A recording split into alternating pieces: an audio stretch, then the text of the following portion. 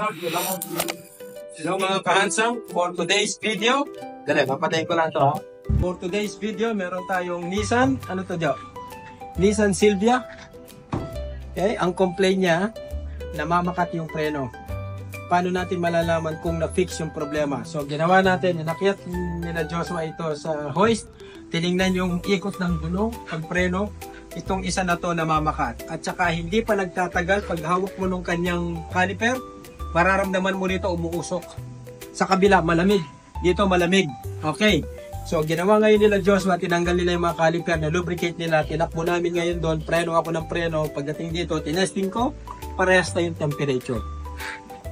Yan. So, ibig sabihin, na-fix natin yung problema. Dito lang po yan, sa mechanic. It should be here.